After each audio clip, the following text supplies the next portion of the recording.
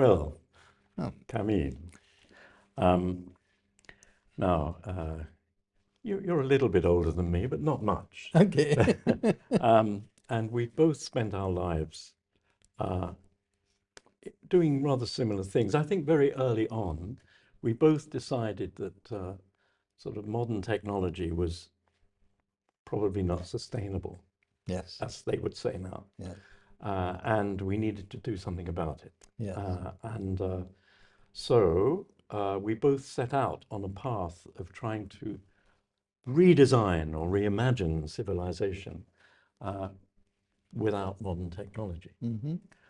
Um, Now, I think it's fair to say that I have been ground down by reality. Okay. And so now I'm a kind of moderate sort of pragmatist. All right. You have stayed the course. You Yes, have you have stuck to it. yes. And so now, um, would you like to say um, what your process was? How did you come to this Hmm. understanding, and how is it that you've managed to stay with it all this time Mm. despite all the pressures of Yep. Well, I was trained, my education in architecture was at the Architectural Association in London. Uh, I also taught there some years after you were there. I see. I was there from 57 to 63. I was teaching in the early 70s. I see. Yes, okay. Uh-huh. Well, Well, fine. some connection there. So, oh, well, we've both been through that. That was the heyday of modernism. The modern movement was in the air, and the A was probably amongst the cutting edge institutions. At least we felt that. We were doing, you know, at the frontiers, leading the campaign at the forefront. In any case, so I imbibed all of that and was fully convinced of the um, ideology, the theory, the perspective uh, of modernism, uh, with the difference that I had come to the AA from Pakistan and always intended to go back to Pakistan because I was, I think, right from the beginning, very conscious of uh, the need for Pakistan to catch up and modernize and develop and all of that. And the conviction that the way to achieve that breakthrough is to go beyond the traditional and that modernism was the tool or the intellectual um, what you need to get us out of backwardness, underdevelopment, and so on. So I'd taken a postgraduate course at the tropical school at the AA, Right? Dr. Königsberger, Mm, with that intention. right. Then working with Architects Co-Partnership in London, very nice experience, wonderful firm, wonderful people. Um, but I began to get a gnawing restlessness about what am I doing here? You know, um, this is a well-oiled machine and I'm a small cog, and it doesn't matter whether I'm there or not. The machine goes on. So the sense of not, it's not it's not important what I'm doing. Of course, it's important in its own way, but so the first opportunity that I got, uh, I jumped at it, going to Ghana, West Africa, uh, to teach at the Kwame Nkrumah University of Science and Technology. John Lloyd was the dean, and that was a great kind of liberation because every day was important. And we were so conscious of building a new nation. Exactly the same um, situation as so many African, Asian, tropical countries happen to be in the tropics, but um, so that was very meaningful and very rewarding to be there and to actually conscious of contributing to building up a nation from. Not long after the independence of Ghana. Indeed, this was Kwame Nkrumah. Yeah, it was really a nation just taking Raring off. to go. Yes, Yeah. yes, yes. So Okay. that was very satisfying. Yes. And incidentally, I had a great colleagues, the faculty, and particularly Keith Critchlow. He was teaching, very friendly with him, and the occasional visitor. And I was there once, and Bucky Fuller. Well. He visited the faculty, and oh, that's so inspiring. Yes. Amazing person, really. So then I get a letter from Lahore, from the principal of the National College of Arts, inviting me to come back and take over the architecture department. Yeah, imagine a young 27-year-old. I was knocked off my feet, and I was scared. I think, I can't do this. I consulted John Lloyd, and he was very encouraging. He said, of course you can do it. Go for it. And so that's how I returned to Lahore, 1966. Well, Big challenge, building up that course, the department. Fortunately, very good team in the faculty. And from 66 to 67, I was head of architecture department, and then they threw me out. The college, the National College of Arts, the board. but you'd been invited. Yes. By that time, Shakir, the principal, had retired. And, well, being the modernists that we were, Yes. as so many of us were drawn to progressivism and Marxism and socialism. And then if you're really serious about it, it's not just theory, you've got to do something about it. So I found myself with a Marxist group, working in the peasantry, etc. I think that has something to do with my being thrown out. When I asked what was the problem, because I don't want to stay if you don't want me, but could you tell me what are the charges? They asked the principal to come and explain. And the best he could give me was, well, as long as I and a friend of mine, we were both heads of our respective departments. And he said, as long as these two are in here, I cannot assure law and order. Yeah. So I think it was corrupting the youth. Like Socrates.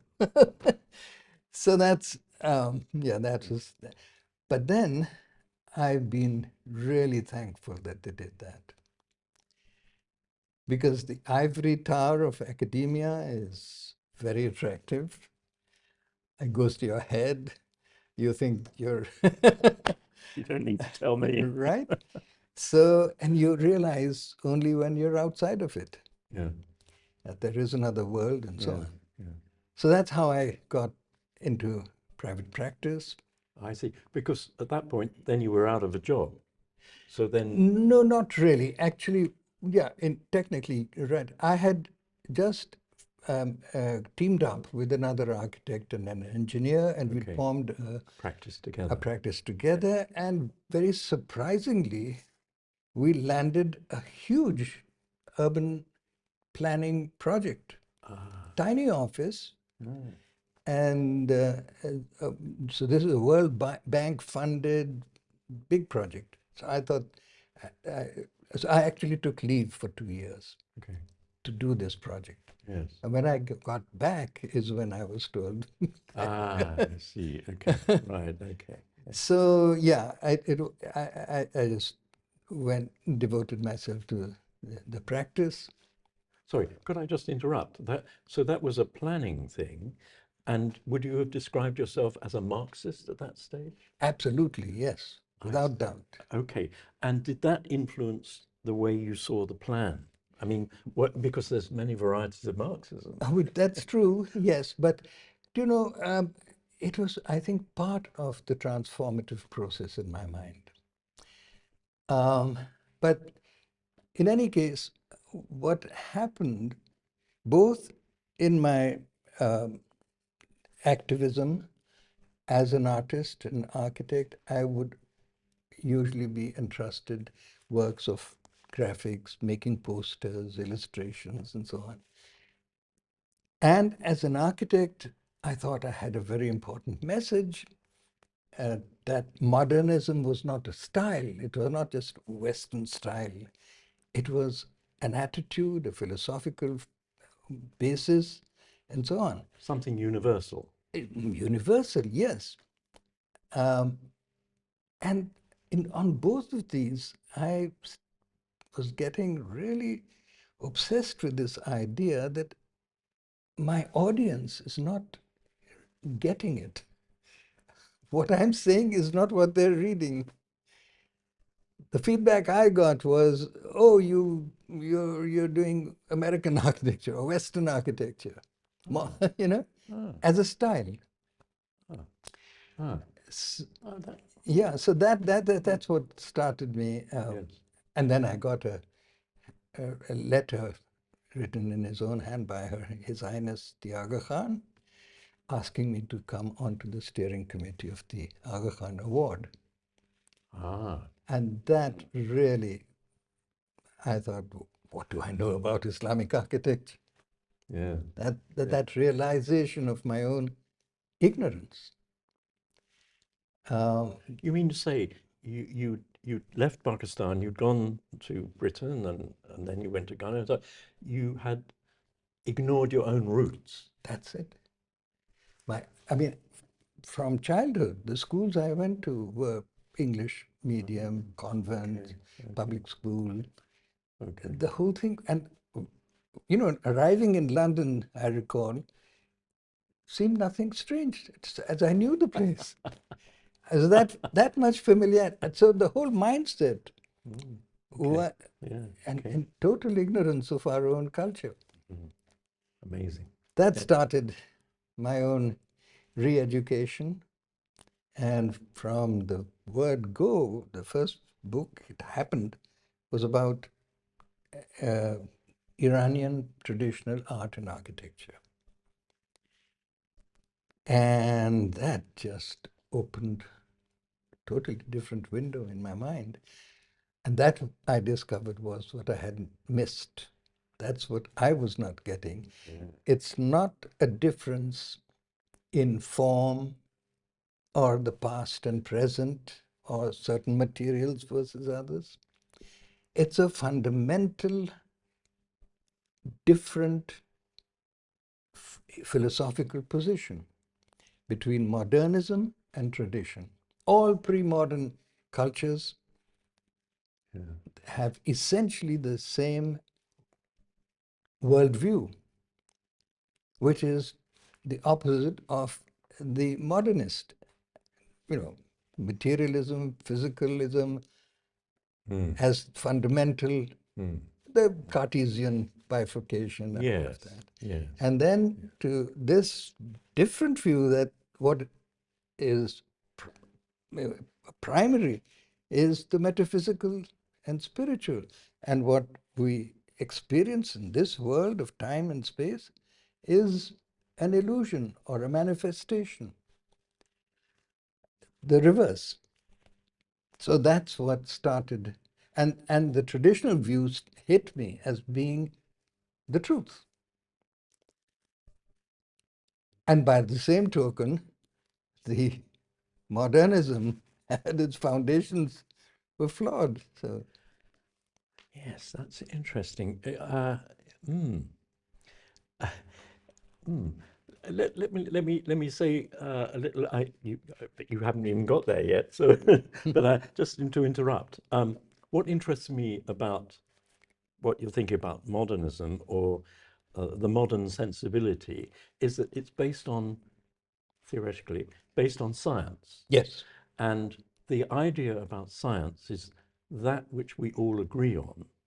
We can all agree that yes, we made this measurement here, make it in Japan, it's the same, make it in Brazil, it's the same. Okay, we all agree as all human beings. And to me, there's something very profoundly spiritual in that it's something common. So it must be real. It must be tied to the structure of the universe. And if the universe is made by God, it's a message from God. Okay. So I always regarded science as, in a strange way, rather spiritual, which is Well, a bit odd. essentially, you're right. In essence, there is a science of spirituality. There are the esoteric sciences. That is science. Science is nothing but knowledge, knowing. The question is, what is presented to you as reality and what you believe is what is true. All right. Now, please go back to your story of how you rediscovered the traditional. Well, yes, I said how I. Yeah. Then that just I wanted to read more and more. I couldn't. So Okay. the more I read and learned about traditions, Yeah. I found that it's not just Iranian tradition, which is very close to our own Yes. Yes. in Pakistan. All traditional societies have essentially the same. And to your point, exactly my argument. If it's the same for all humans all over the world, it must be right.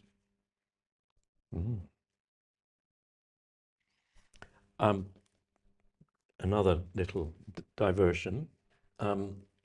This morning you were talking about, no, it wasn't this, anyway, you've been talking about the great mass extinction. Yes. Yes. And so you're very worried about that. You're very worried about sustainability and the modern things. But the information on which that is based is it's a lot of scientists. Absolutely. Yes. Yes. Sort of going around collecting data. You're happy to believe that? Yes. Because it is, look, let's be very clear. What do we mean by science?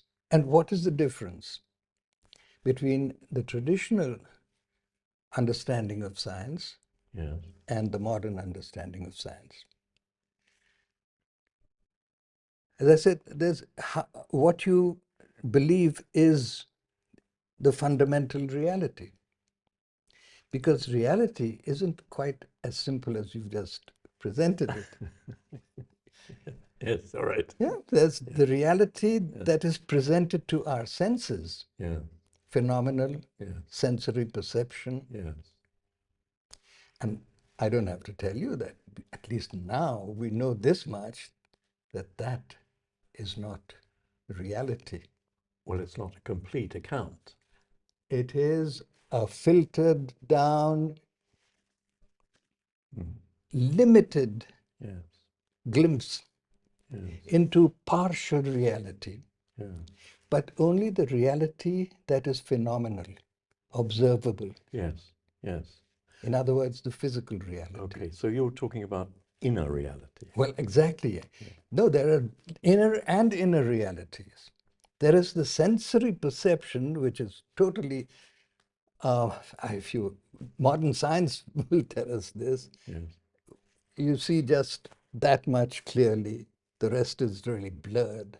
Yeah. And we build up a clear picture of, we believe, and it's not just one, there are two images, and they're not even like that, they're upside down. And yet we're sure that this is the reality. Yeah. So there is a reality that we construct in the mind. But that's only a construct. And so there is a reality that we know in the heart, not by perceiving it with our senses, Yeah. not by conceiving it, constructing it in the mind, but by being that which we want to know. That's the only reality that you can say for certain that I am. Yes. So that sounds rather Buddhist, if I may say so. Well, it's Judaic. Oh, yeah. Okay. All right. Okay. Mosaic. Okay. The universal man. Yes. Okay. So now, how did this fresh understanding influence your work? Well, yeah. So it influenced everything. My whole life changed. Because if this is the truth and that is not right, then what should we do about it? So the whole perspective changes. And the one thing it gives me is a wider perspective on everything. I've talked about cultures and their ideological worldviews, etc. But you begin to look at history differently and science differently. And you understand the limitations of physical science and the bias of scientism, believing that that is the only absolute truth. This is an article of faith. We've all grown up with that. But it's belief. Yes. It's not scientific. Yes. Yes, that's right. Yes. Yeah. Well, true science is to doubt all the time. Exactly. Yes. Yes. Yes. But there's one thing that you cannot doubt, is your own self. yes. All right. That's the only thing you can be certain Yes. of. Yes. That's right. Yes. Yes. Yes. So eventually, you end up with an actual practice that you're doing in Lahore, and you've got an office. You're the boss. Well, okay. So now I want to know. You're designing things for clients. Yes, it comes from outside. The commissions come from outside. You don't generate. You don't say. No, of course "I'm not. gonna-" Okay. Okay. Now, so these clients are some private, Yes. some commercial, Yeah. and some government. Yes, the usual. Yes, the usual mixture. Yeah. Okay, different things. Okay.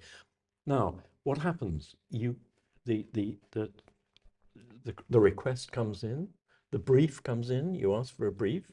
You sit around with your colleagues, and everybody sucks pencils, and you do sketch. Now, your presumably junior colleagues will now look to you and say, "Okay, what do you got in mind?"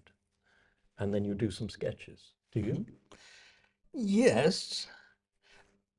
Yes, you're right. I mean, it's a standard process that you Yes. take the client's brief, the constraints of legal, everything, and then you evolve a concept, and dialogue with the client, and you gradually move towards working drawings and construction. It's no different. That applies to it. That's Yeah. normal. Yeah. That's normal. So the other thing to ask whether is, do you use CAD yourself?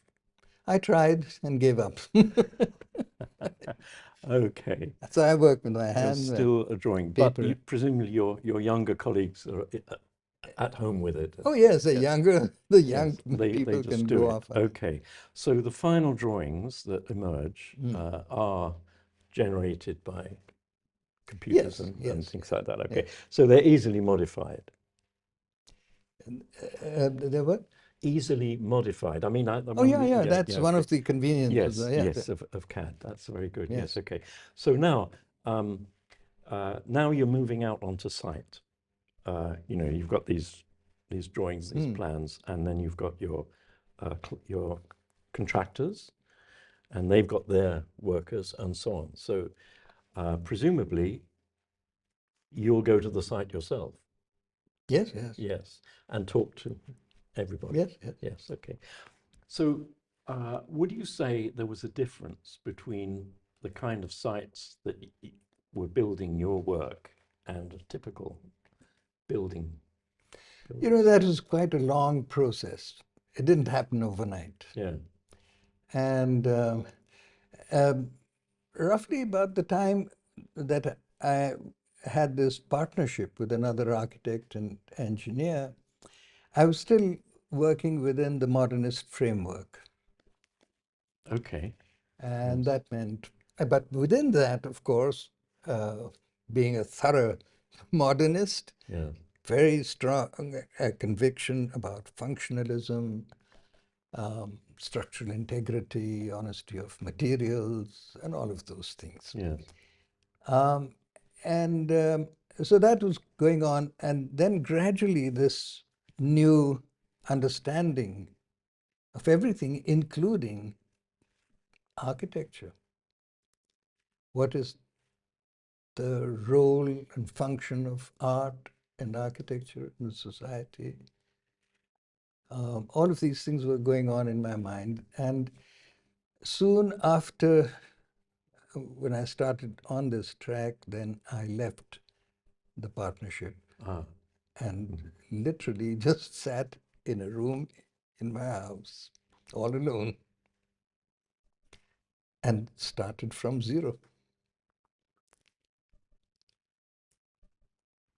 It was a new beginning in a way. Yes. It's a rebirth in a Yeah. way. Yes. Profound But moment. it was still, the process had begun of understanding architecture differently. Okay. Was it And just you, or was there a network of I sympathetic I'm colleagues? sad to say it was a pretty lonely journey. It's so sad. Mm. You look around and there's nobody else getting it. Mm. So how did you emerge from that cocoon, as it were? No, I just kept on plugging on, and with each project, continuously questioning, searching, trying to relate. How do you interpret this understanding? And so it was really part of that whole kind of broadening the understanding and seeing things in the right place. And that included, as I said, art. And I mean, I from my childhood, I knew I was going to be an artist. I thought I'd be an artist. So from that sensibility has always been within me. Also, it's not just architecture. Yeah. I see these things. Yes. When you say art, do you mean the aesthetic form of the Yes, building? of Yes. Yes. form, Yes. balance, the aesthetics, Yes. and the communication, and so on. Yes. Viewed from inside or from outside? Or has it got to be both? It's got to be both, yes. Okay. Yeah. Okay. That's very interesting. Um, when we were on the panel together, I asked you very directly, I Yes. said, are you mean to say these buildings don't have electricity and you don't believe in electricity? And you said, no, I don't believe in electricity. And my jaw dropped. Yes. At that point, we haven't had a chance to follow that up. But please, have you Yeah. designed a building with no electricity in it? I wish I could. There are concessions one has to make. Of Okay. course, no, they're not without electricity. Oh, incidentally, one really amazing project that we've done, I can hardly say we've done, it happened through our hands is a mosque outside Lahore. And in that one instance, the client, who was an eye surgeon, who gave up his career as an eye surgeon to devote himself to his community. As he told me, he said he left the government job for a better job, the service of humanity. Yes, yes, yes. Yes. He was from a lineage of Sufi orders, and so he was guided to build this mosque. And eventually he came to us, and so that's how we got involved in this. But when it was the end, when we asked him about the services and electricity and so on, he said, there's going to be no electricity in this building. Wow. Okay. I was quite amazed, but he said that very clearly. Okay. So now what about other services? I mean, okay, you said no electricity. Yeah. What about drains? What about lighting? What about heating and cooling? Well, drains, it comes by gravity and flows out by gravity. Okay, all right, okay. Lighting, I'm reminded of an instance on one of the site visits. We were ready to go back, and he said, no, stay. And we said, okay. And he asked us to stay till after sunset. We had prayers together. And then the moon came out. And he said, now go and see the mosque. It was magical. To see that light filter through pure white marble. Yes, I see. Begins to glow. It's unbelievable.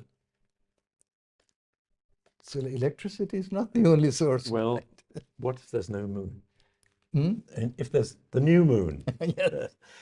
Then it's just dark, and then well, no. There is a lighting electrical system, okay. but not installed into. It's not in the structure. No, it's I see. Loose cables, and they move the lights. You can bring the lights. I see. Yeah. Okay. And he actually seriously looked into and asked me to consider: are there ways that we can illuminate the building without dependence on wiring into the building, etc. But yeah, so no, it's not that. What you asked me was if I seriously believe that electricity is not a good thing, and I said yes, I do. But there are a lot of things which we know are not good. Yes. But you can't avoid it. You recognize the limitations. So, yes, there are a lot of things which we continue to use, things like float glass or electricity or plumbing, all of these things, knowing that ultimately we must get rid of all of this. I don't understand. Well, how can you do without plumbing? Even the Romans had plumbing. It's not plumbing that's the problem. It's not electricity that's the problem. It's the industrialization of these things. It's the commodification of these things. Can you make a plastic pipe in a workshop? No. So don't use plastic. Ah, I see.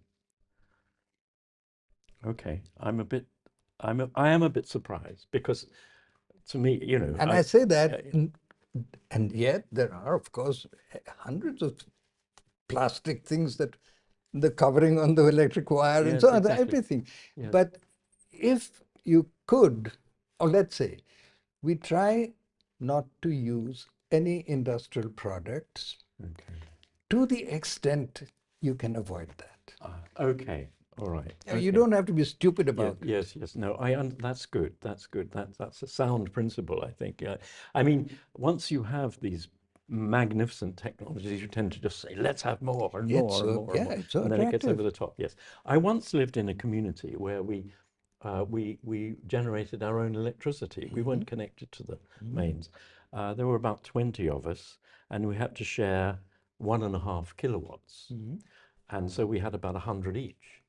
And I was astonished what you can do with 100 watts of electricity, which is trivial. I mean, look at these lights. I mean, Yeah. they're, I don't know, at least This is so 1,000. much. Yeah, okay, a lot of light. Yeah. Well, but you could charge things. You could run a computer. You could run your phone. You could light things. You Yeah. could do everything Yeah. with 100 watts, and that's all you need. But what is even more surprising is to remember that 100 years ago we didn't have any electricity. Well, we didn't, but then we used oil lamps. Sure. Yes. Well, okay. We know they work, but an electric light is about 1,000th the cost per unit of light as an oil lamp. So I mean, No, but you can't. it's not just the monetary cost. How much biofuel that is required to produce that kilowatt of energy? Well, yes, but it could be photovoltaic, for example. How much embedded carbon to produce that panel? Some, yes, some. Okay, supposing not compared with how much. supposing it comes for free. Yes. What will you do with this free plenty of electricity? What will you do with it? Well, if everybody had 100 watts, then it would be okay. But of course, people are not content with 100 watts because we use electricity for so many things. Yeah. I mean, For everything. yes, well, we do. And in Britain now, what we're finding is that the decarbonisation of the electricity supply is rather easy, much more so than other things. And so that's what's happening in Britain, is that our energy is being very decarbonised, especially electricity. And so a lot of people, of us who in olden days used to regard electricity as a spawn of the devil, we're now using more of it in place of gas or coal. Yes. Because we think it can be made good. Yes. But you seem to think that it's intrinsically evil. No, you've just told me about Jevon's paradox. Ah, yes. Okay. Yes, it is Jevon's paradox. Yeah. And look, zero carbon electricity, Germany reached that point a few years ago with alternate electricity. Yes. And they had to appeal to the consumer, please use more electricity. Yes. That's Jevon's principle. Yes, that is Jevon's. And what you do use? You use it to have more light, more machines, more cars, more go on a holiday. Yes. You just increase consumption and you increase production, and that's what is destroying us. Because it's there, because it's cheap. Yes. All right. Let me ask you, because you're, as I am, worried about sustainability. The bigs, I mean existential sustainability. I don't mean, well, let me give an example of not existential. Traffic congestion. Yeah. It's terrible. Yes. But it's not existential. It's not going to bring the planet to its knees. It just is not very nice. So, but what we're worried about is the great mass extinction and the climate change problem.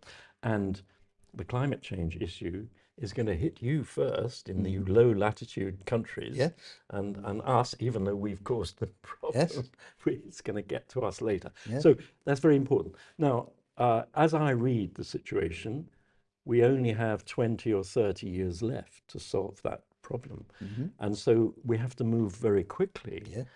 And frankly, I've lost my faith that behavioral change or attitudinal change or change of our hearts is going to work. I thought so back in the 70s. I thought, yes, this is what we need to do. We need a new culture. And it hasn't, at least it hasn't happened in Britain.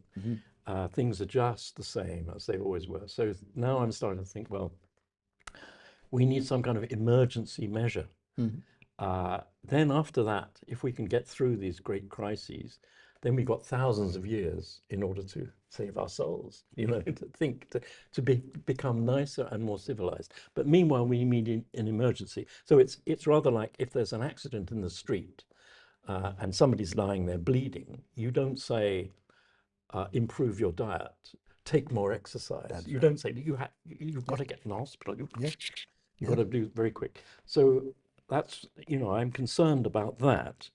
And meanwhile, my impression is you don't seem to be, you're just serenely going on with producing these beautiful buildings as if there isn't a great crisis.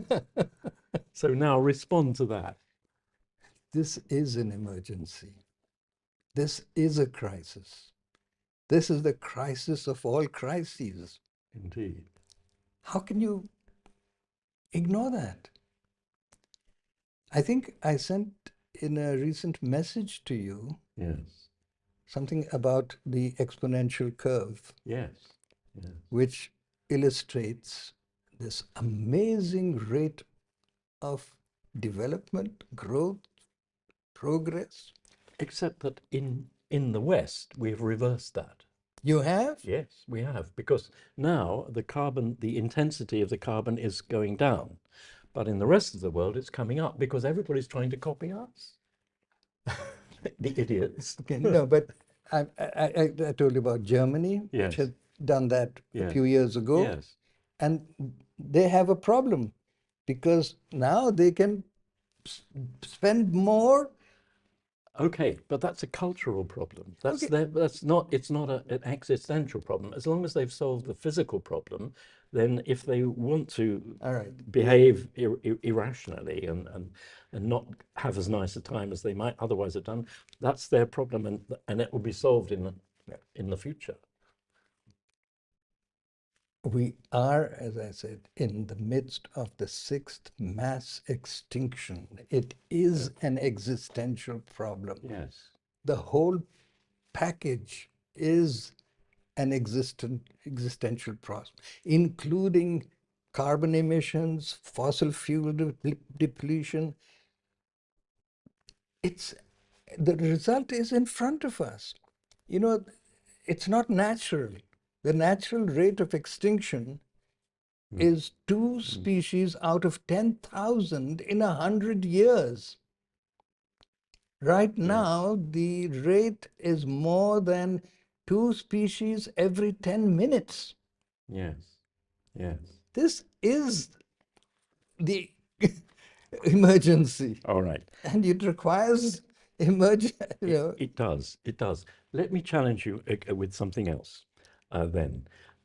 In my reading of the situation, I have to teach all this stuff. The cause of the most important cause of the mass extinction is not people, but it's livestock.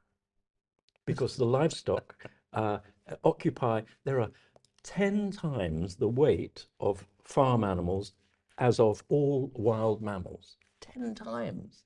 So it's no wonder they're occupying the whole space, of course, and we have to feed them, and they cause quite a bit of the greenhouse gas emissions as well.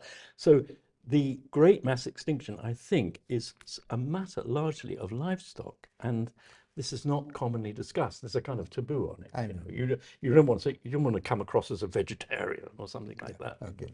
What do you think about that? I know about all of these arguments. Yes. I don't know everything about them, but I do know they're going around. Yes. But this extinction, it's called the Holocene extinction. Yes. It's called the Anthropocene extinction for a reason. Yeah. The scientists tell us that this is the first extinction caused by human activities. They don't say it's caused by animal activities. Well, except that the animals are an extension of ours. Well, That's what part of our yeah, technology. and microbes, and they're all in it. We're not going to be alive if everything else goes. We could do without the cows. You can do without so many things. That's Stop right. eating.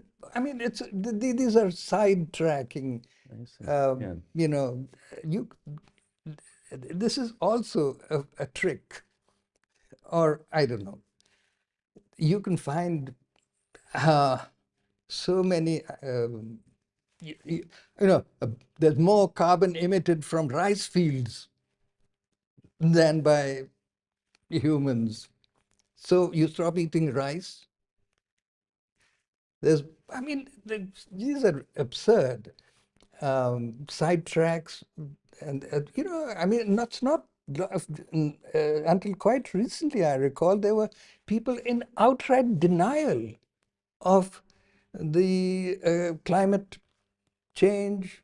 And all of these are natural fluctuations. Global warming happens. The There are United States cycles. government, for example. Yeah, yeah, yeah.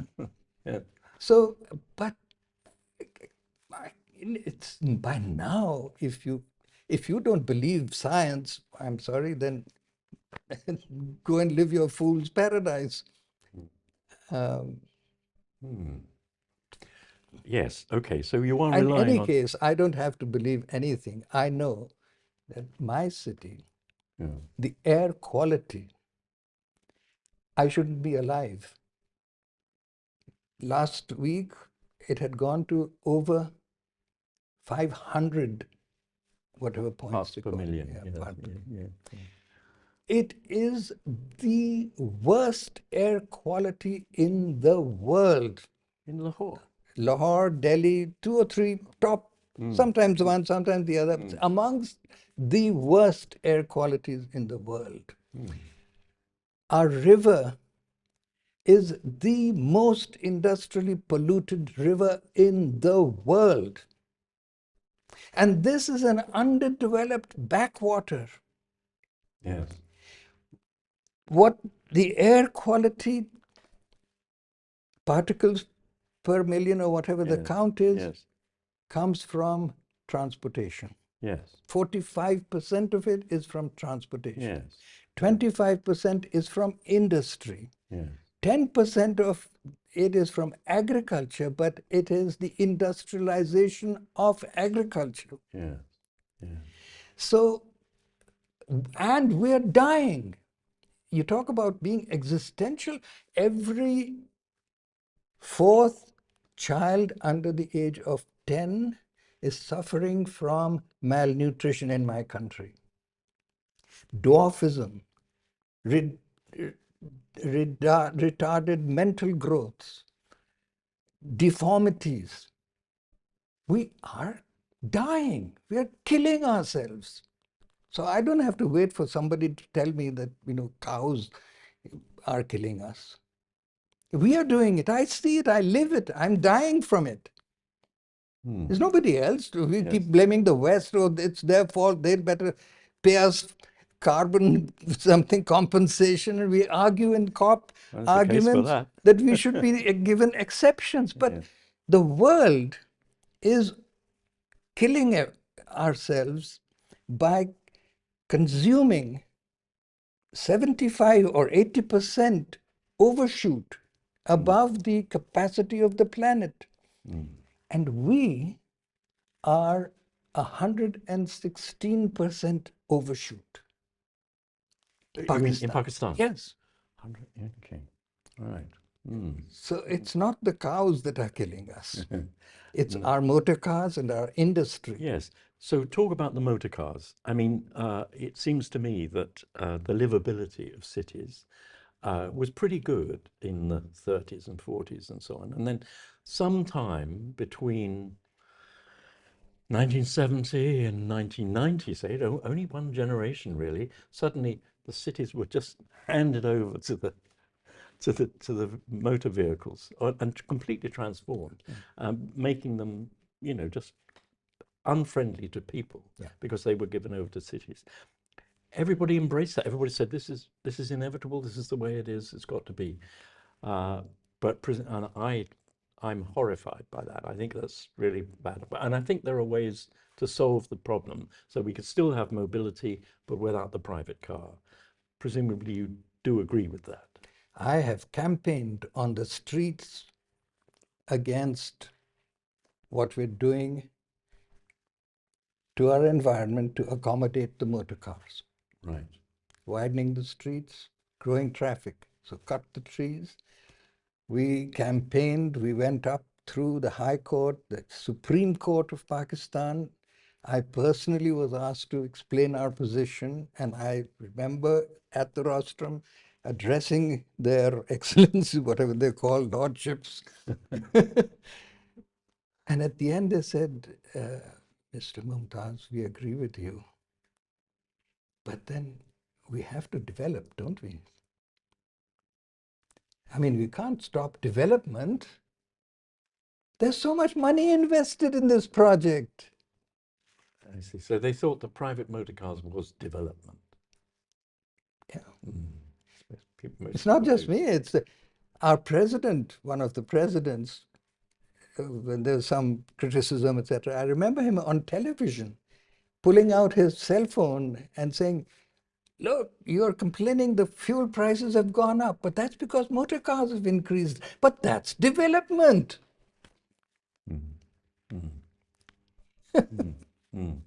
Once upon a time, I started a car club. It was an interesting process. I had a car of my own, and I repaired it myself and so on. But eventually, it just died. You know.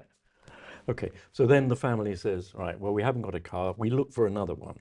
And we kept looking for another one. And then a friend came along and said, look, I've got a car. I don't want it. I'm, rich American. Right? Said, look, you can have this car. I said, oh, well, and by that time we realized we were saving huge amounts of money not running a car. Yep. And we were fine. We had the trains, we had our bicycles, we had the buses. It was not a problem. Mobility was not a problem. And we were saving lots of money. So then we said, well, we don't really want this car. And she was a bit taken aback. But then several other friends, other families said, we're in the same situation. Why don't we just share this car? And we, oh yeah, all right then, that's good. And eventually we had 5 households without their own vehicle, all sharing this car. And it worked fine. It worked really well. And there's only one car on the street. Otherwise, there are cars. It's not just the cars running around, it's the ones parked everywhere, just clogging up the streets. Eventually, that thing grew until we had 3 cars and 40 households all sharing the car. Well done. And then if it gets bigger than that, of course, you can have a small car and you can have a truck and you can have it works beautifully. Very good. Well done. It works really nice. And I mentioned the Lahore project, did I not? One of these sessions? No, I don't remember that. We've recently gone through the process of a new master plan for Lahore. Yes. And the first time in my experience, the Development Authority, instead of getting in top consultants, they invited the Lahori citizens to tell them. Ah, yes, you did mention that. Yes, that's right. Yes. And so, as I said, this was brainstorming, the mother of all brainstormings. It went on for 2 months. At the end, there was a consensus. Fantastic. Fantastic. And the consensus was, we don't want a city for motor cars. We want a city for human beings. And did that mean that they were prepared not to have their own motor cars? It meant walkable cities.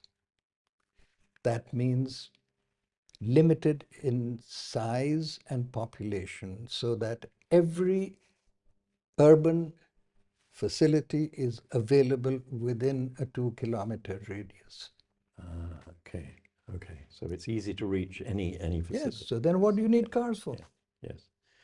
Well, indeed. What do you need cars for? Yeah. Yes, yes. I wonder if there's a city anywhere in the world that's actually done that. A number of cities are trying Yes, to reclaim yes, urban territories for yes, the pedestrian. People are introducing, there's people, youngsters going on the scooter, that people yes, are conscious of this. yes, But it's not that difficult to do. yes, yes. I heard a story about the city of Freiburg in Germany, where the local authority was taken over by the Green Party. And they said, right, no cars in the middle, you know. And all the traders were furious. Yeah. They just said, well, no, God, it'll ruin everything, you know. Anyway, they pressed ahead and there were no cars, okay, in the center of the city. A few years later, they lost power. The Conservative came back in and said, right, now we're going to bring the cars back. And what did the traders say? No, we No, like it like there this. you We are. need it. Yeah. Very good. So you see, it's not that difficult, No, really. And no. of course, why should it be difficult? We can do without cars, we can do without electricity, we can do without machines, we can do without industrial scale of manufacturing. And on that note, thank you very much, Kamil. It's been amazing to listen to you.